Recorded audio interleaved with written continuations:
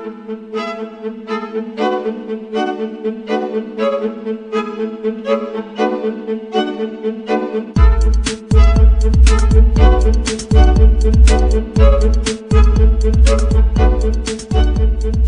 me tell you about Codex Alimentarius. Let me define it for you. Let me help you understand the enemy.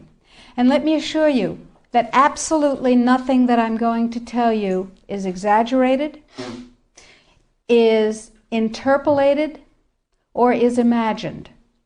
Everything I'm going to tell you is documented. And it's a great deal of it is documented on my website, which is www.healthfreedomusa, one word, healthfreedomusa.org. Let me back up and tell you that I've been watching Codex come toward us for about the last decade. And I've been watching the votes in Congress, which, God help us, is our bastion of support and protection against Codex, and I'll explain why that is. I've been watching the votes to protect our health freedom dwindle until finally in the 109th Congress, without a good deal of activity, we didn't have the votes to protect us. I've been watching Codex accelerate, and I've been watching it expand, and I've been getting more and more troubled. Let me give you a brief rundown of Codex then. After the Second World War, the Nuremberg tribunals were held, in which people who had committed crimes against humanity were judged by the world community in a court run by the United States and Britain, and they were sentenced to terms in prison if they were found guilty of crimes against humanity. One of the people found guilty of crimes against humanity was the president of a huge industrial megalith called IG Farben. IG Farben produced the gas used in the gas chambers, Cyclone B. They produced the steel for the death camps and the railroad lines. They produced the munitions, they produced chemicals, they produced all kinds of stuff. They produced pharmaceuticals. Big pharmaceutical company. So the president of IG Farben was convicted of crimes against humanity. Now, he's a sort of artistic fellow and creative. He was the one who was responsible for the slogan that people saw as they entered Auschwitz, usually for the last time. Arbeit macht frei. Work brings freedom. Creative sort of fellow. So he was sitting in jail and he said, well, that didn't work. What else can we do? I've got it. Food. He who controls food controls the world. So when he got out of jail, he went to his UN buddies and he said, have I got an idea for you? If we take over food worldwide, we have power worldwide. And his UN buddies said, cool idea.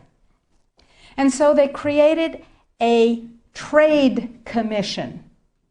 That's a very important pair of words, a trade commission called the Codex Alimentarius Commission. It is not a public health commission. It is not a consumer protection commission. It is a trade commission. Trade is about what? Money. Business. Trade is about profit. Well, they said in 1962, we're going to work toward total global implementation of Codex Alimentarius on December 31st, 2009. Long term.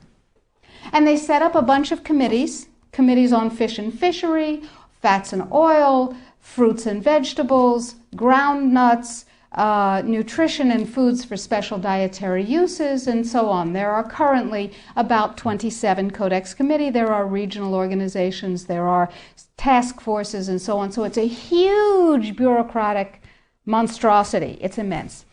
Codex has promulgated well over 4,000 guidelines, standards, and regulations on everything which can legally be put into your mouth, with the exception of pharmaceuticals.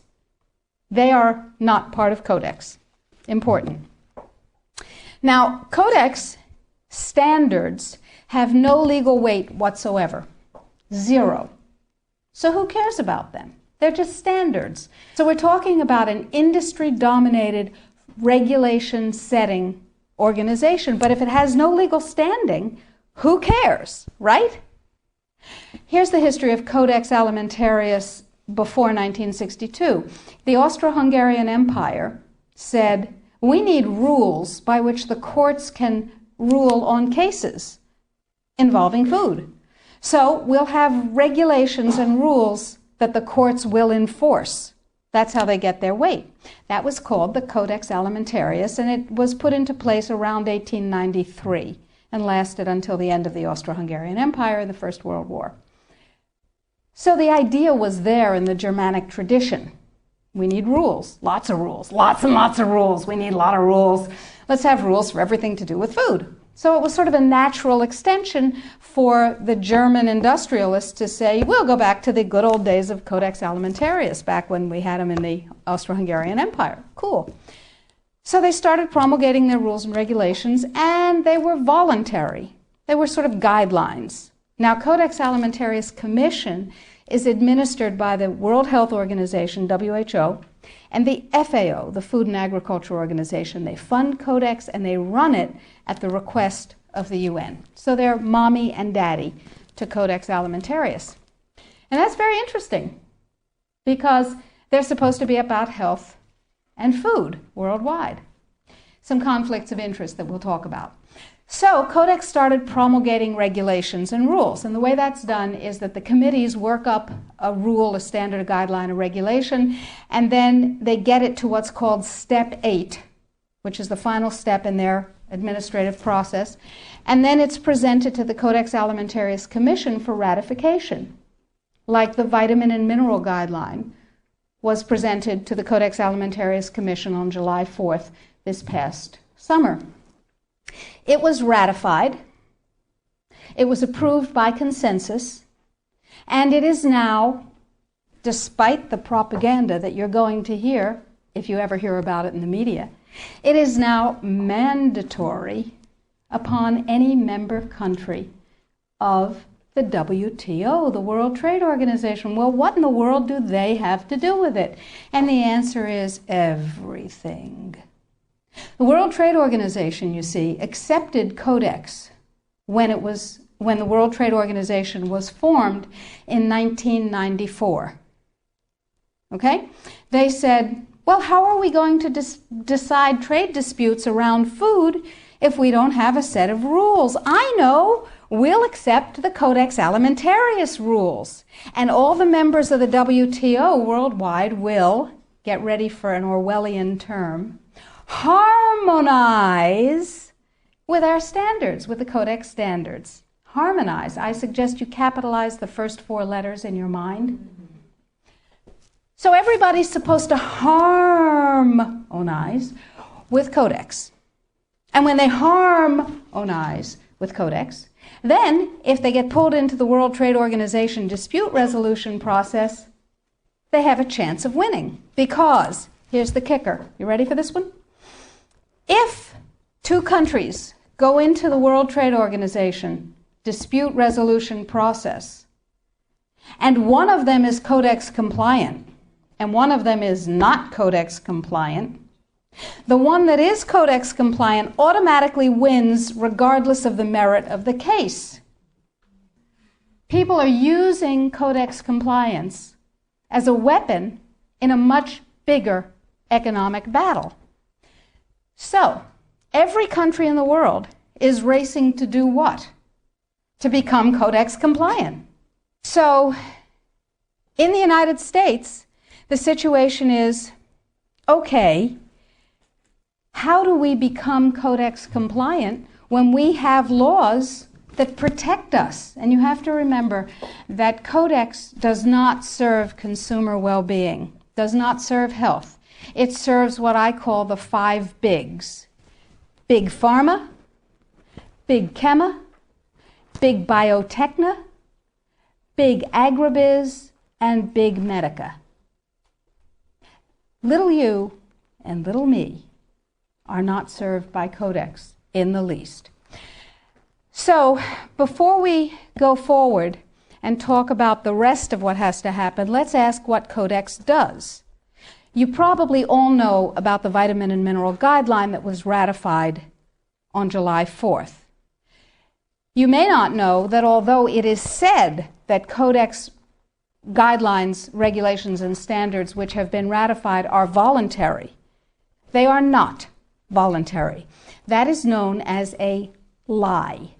They are mandatory, but they are not fully mandatory until December 31st, 2009. They're sort of kind of a little bit mandatory now, and they're totally mandatory then. Okay, so what does Codex do? Why do I care enough about Codex to close my practice and stop treating patients who came to me from around the world to help them regain their health and be radiantly well with non-toxic means, which is a very satisfying thing to do. I love it. And it also provided me with an income. That was nice. Why am I concerned enough? Okay, let's talk about the vitamin and mineral guideline first. In 1994, here in the United States, DSHEA, the Dietary Supplements, Health and Education Act, was passed, which classifies nutrients and herbs as foods. As foods, you can set no upper limit on them. You cannot set an upper limit on lettuce, lamb, or rutabagas, and similarly, you cannot set an upper limit on vitamin C, echinacea, ginkgo biloba, vitamin D. And access to nutrients is freely given to us. We are allowed to have any nutrients we want because, and this is a very important point, under common law, anything not forbidden is permitted.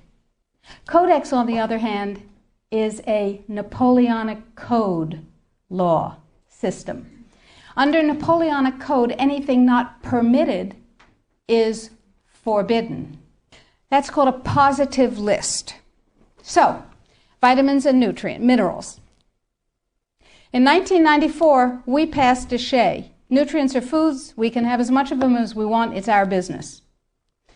In 1994, Codex, with no notice here in this country whatsoever, declared nutrients, put on your intellectual seatbelts, declared nutrients to be toxins. They're poisons. Dangerous industrial poisons. As poisons, we have to be protected from them. How do you protect somebody from a poison? You use toxicology. You use a science called risk assessment. A quick primer on risk assessment. First, you take the substance that's poisonous and you feed it to animals and you determine the dose that kills 50% of them. That's called the LD50. Okay? And you extrapolate what the LD50 for a human being might be.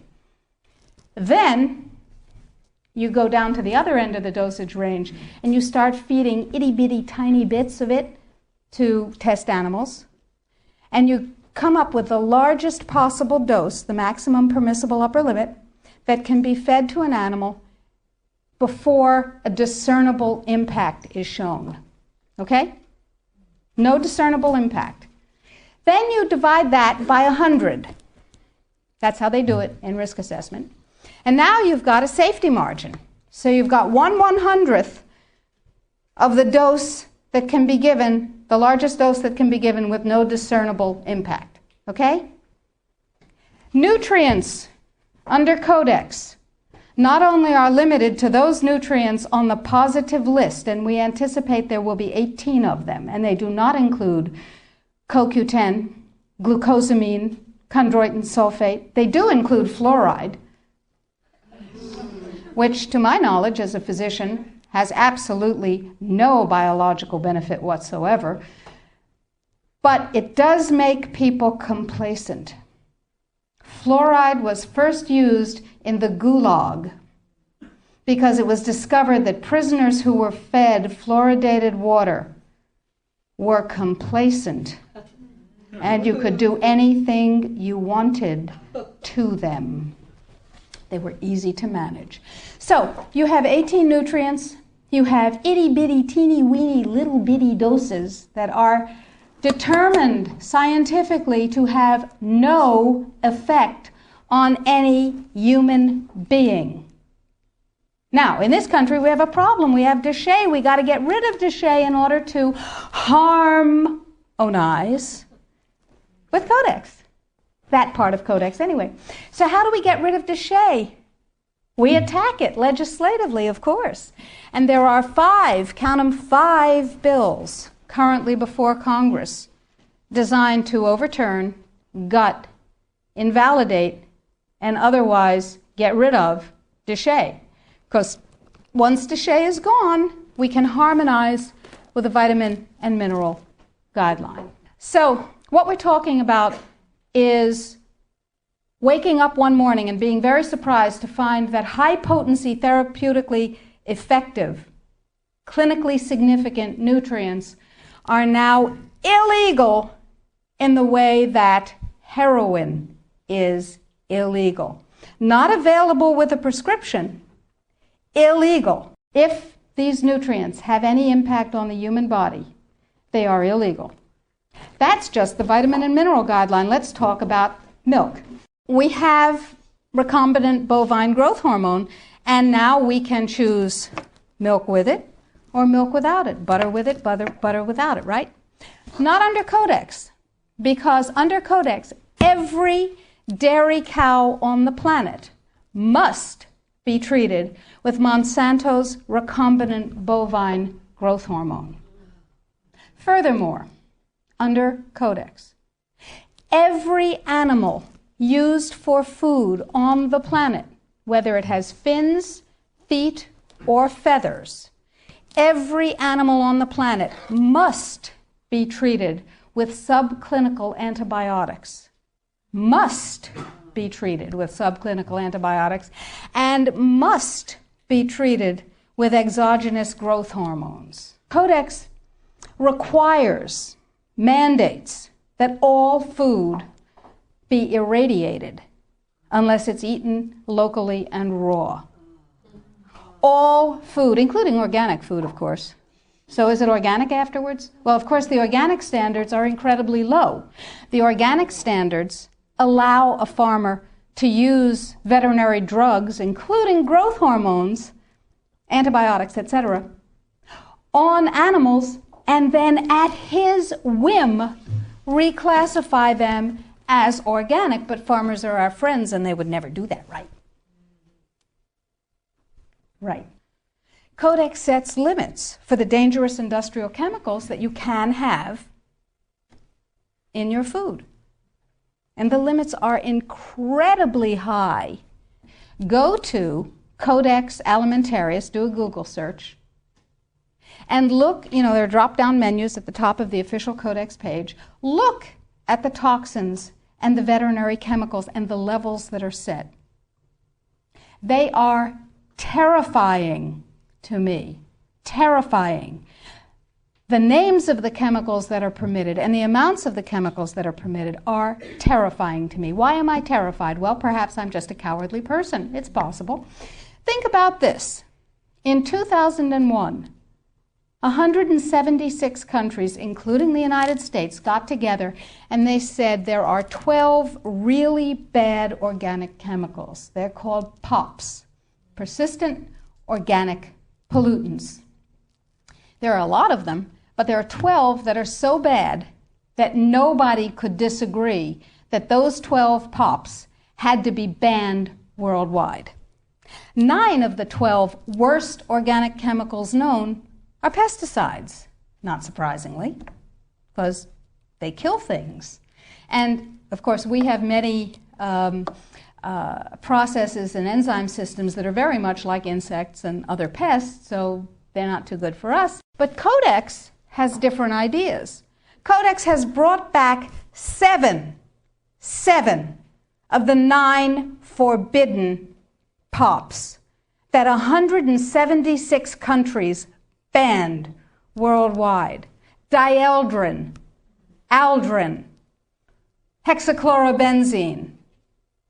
And the food that is imported from other countries that contains these substances cannot be stopped at our borders because otherwise it would be, God forbid, a trade violation. That's how Codex works. Codex, according to the World Trade Organization and the Food and Agriculture Organization joint projections. Now, I didn't make this up. Please, if you unfastened your intellectual seatbelts, put them back on again. If you do the numbers in the WHO-FAO projections, the epidemiological projections, they estimate, not I, because what do I know? They estimate, they're the experts, that just the vitamin and mineral guideline alone, when it goes into global implementation on December 31st, 2009, will result in a minimum of 3 billion, that's B, bad, big, billion deaths. 1 billion through simple starvation. Those folks who die are not particularly economically successful from the point of view of the corporations. When you're starving to death, how much good can you do when the issue is how much can you buy? Not a lot. Forget them. But the next 2 billion, they will die from the preventable diseases of undernutrition. Cancer, the single most profitable condition ever known to humankind. Cardiovascular disease, a good second. Diabetes, pretty good producer. And a whole host of other preventable diseases. Who will die? Who knows? Who will live? Probably those people who are wealthy enough and powerful enough to have their own pushers of clean food and nutrients. That's who will live. You and I? Probably not. Our children? Probably not. Our grandchildren? Probably not. So we're talking about food regulations that are in fact the legalization of mandated toxicity and undernutrition. It will be illegal if there's a famine in, wherever there's a famine, to ship high nutrient density biscuits to that country, and it will be illegal to distribute them. That's what we're talking about. Codex is big and it's bad, but it's not invulnerable. So the point is that we have to protect ourselves, and I believe that we have to regain global leadership, which we have lost, surrendered, squandered, sold. No global. No, we have. We have sold. Just joining the World Trade Organization surrendered our sovereignty. However, parenthetically, I have a team of constitutional lawyers looking at the following question. Are we members of the WTO? Because if you remember from high school civics, the way you get a treaty to be a real treaty is to have it ratified by a 2/3 majority of the Senate. And the way we got into the WTO was they passed a law allowing Bill Clinton to fast-track us into the WTO. That's not a treaty. We are not in the WTO. All right. Yeah. Now, that's a piece of the battle. Tell George. We will tell George, but I don't think he's going to be relevant by the time we tell him. So that's a piece of it, but that's not going to save our lives right now, because do you know, picture in your mind a wasp or a bee trap where the insect voluntarily goes down the funnel and then can't get up out of the trap again? That's Codex. A regular law can be overturned, it can be repealed, it can be corrected by another piece of legislation. But once we become Codex compliant in any area, as long as we're members of the WTO, it can never be repealed because we have lost the sovereignty to become un-Codex compliant as long as we're in the WTO. So it's like going down that funnel and not being able to get up out of it. So it's very important that we make sure that we do not become Codex compliant.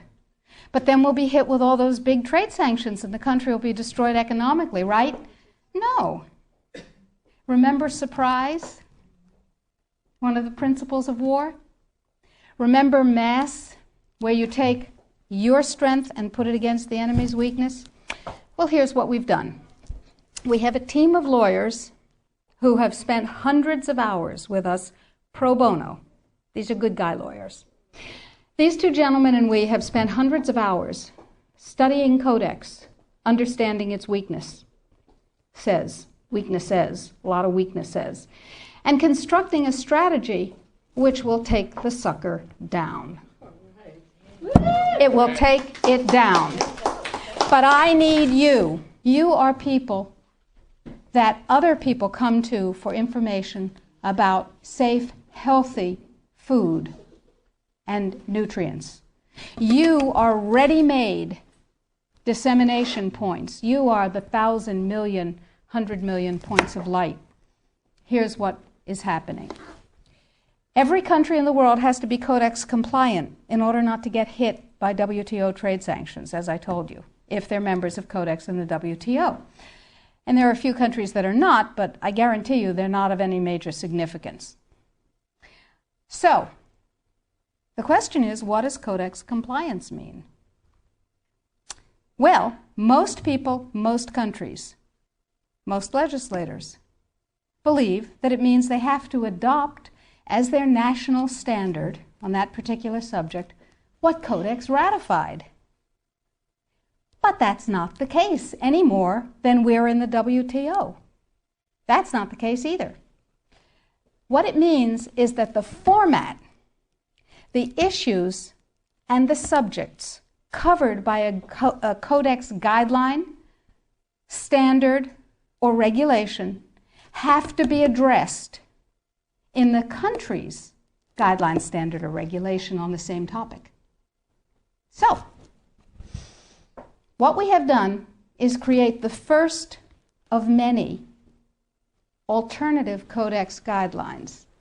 You can go to our website, www.healthfreedomusa.org, and you will see a little button on the upper right-hand side that says, Sign the Citizen's Petition.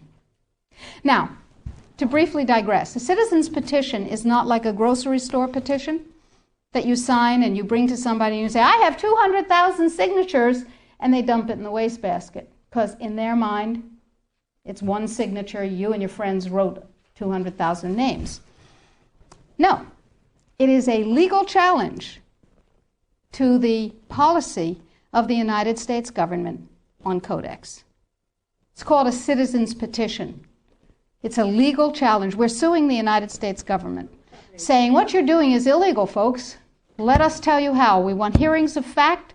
We want redress. We want correction. If we get what we want, that's dandy. If we don't get what we want, we have gone through a process called exhausting administrative remedies. We have made the case ripe for court. Okay, so I need you and everybody you know to sign this citizen's petition saying this is a bad policy, en masse. And you do this on the web, and you'll see the instructions, and we present the thousands and thousands and thousands of actual physical pages that we print out with people's signatures to the U.S. Codex Office and to the FDA, and they don't like that at all. But that's okay. However, this time, this is the Second Amendment of the Citizens Petition that we're asking you to sign.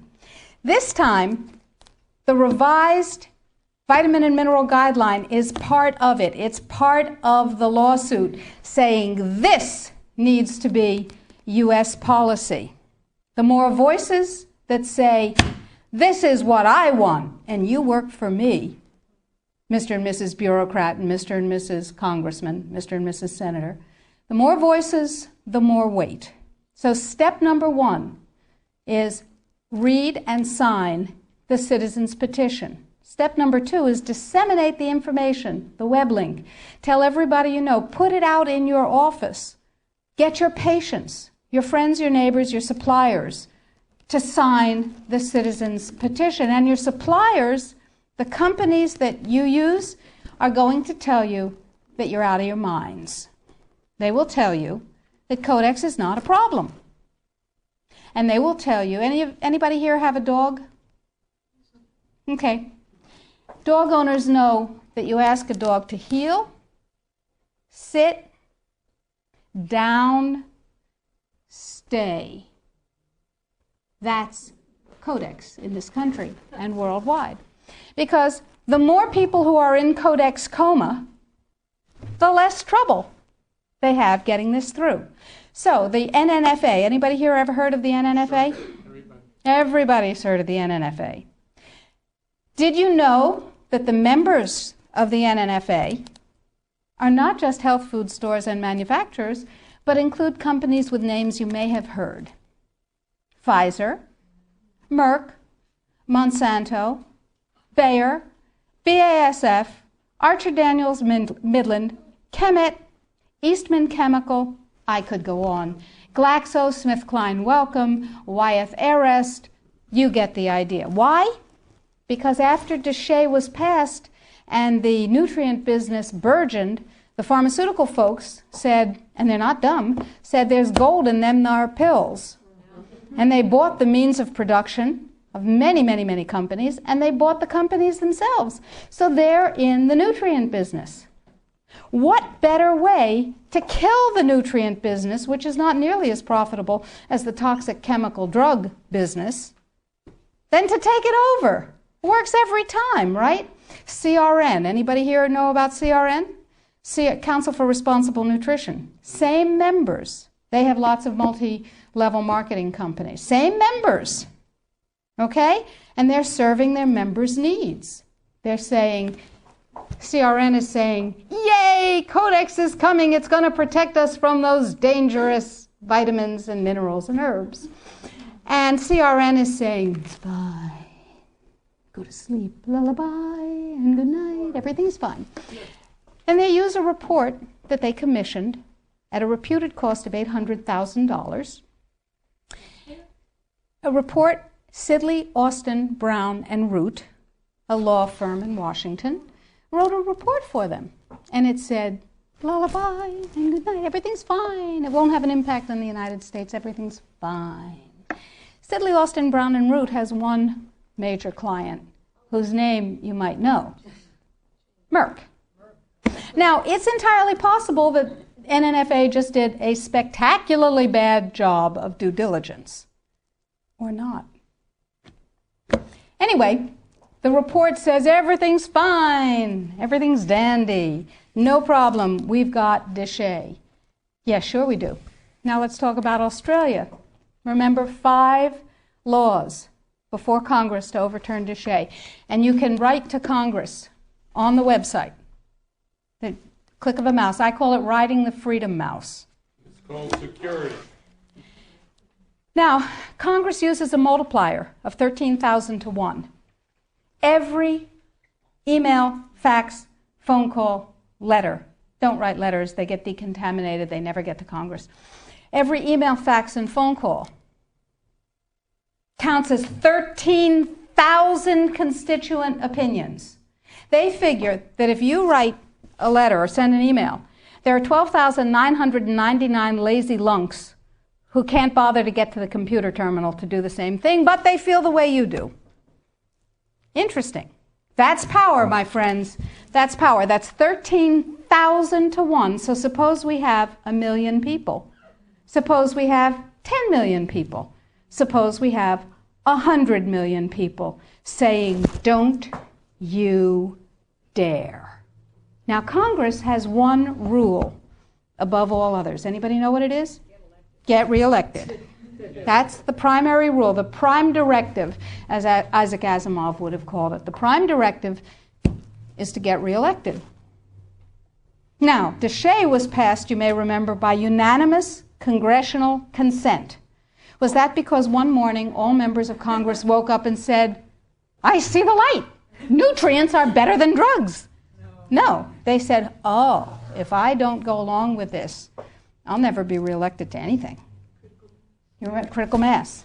Remember, we were out on the streets and we were up on our hind legs and we were making noise and we were rallying and we were writing letters and we said, don't you dare take away my health freedom. Remember?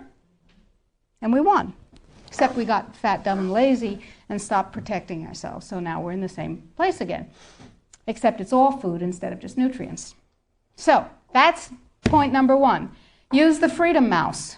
Ride the freedom mouse. We've made it as easy as possible on the site. Sign up for the emails. I will never sell your information to anyone, I promise. I will never rent it. I will never share it. You'll only get email from me. And we need you to know what's going on. So I'll send you email blasts. I'll send you things that you can do. Or not. It's your choice. Get everybody you know informed. Now, what else can you do? Well, we're going to write a series of Codex alternative guidelines. Everything bad in Codex will have an alternative guideline that turns it into a pro-health guideline. What have we done with the guideline, the vitamin and mineral guideline? You can see that because we have a markup copy that has their guideline crossed out and ours written in on the website. It's right there. What we've done is turn it into something, into a guideline that mandates biochemically, individually determined optimal health. And it's still Codex compliant. So we said, okay, now we need Congress to adopt this. And we need other countries in the world to adopt this. So Bert and I went to Washington, D.C., and we met with Dana Rohrabacher from Orange County, who said to us, he's a representative, he said, I believe in pesticides. I went, ugh. He said, I believe in GMOs. I went, ugh, ugh. He said, I believe in irradiation of food. I went, ugh, ugh, ugh. But, he said, I believe in your right to not be forced to eat foods that have been processed that way more than I believe in those technologies. I will take this on. We said, oh, that's really nice. And he said, now, we need a coalition.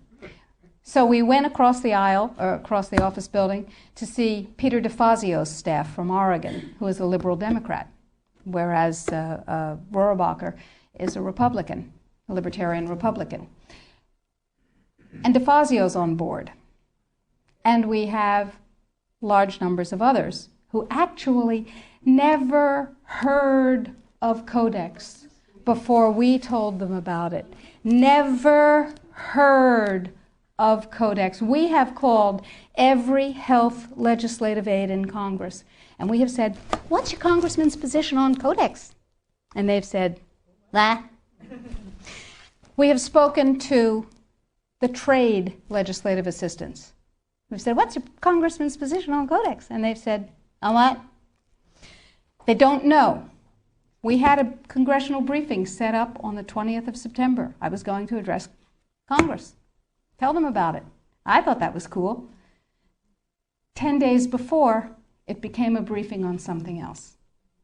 Another freedom click. You need to write to Congress on the site and tell them that they need a congressional briefing, by God, and tell them you want me to brief them. They don't know. They've never heard of it any more than the general public has heard of it. Gee, how'd that happen? Who knows?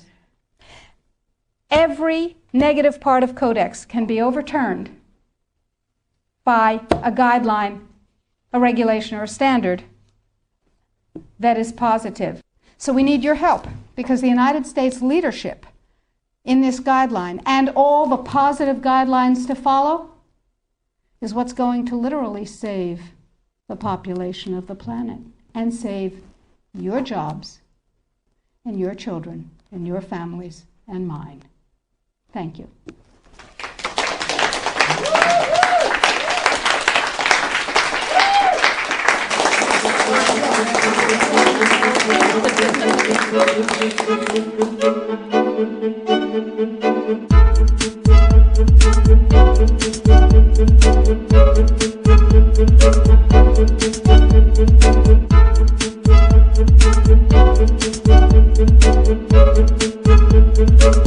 Bye.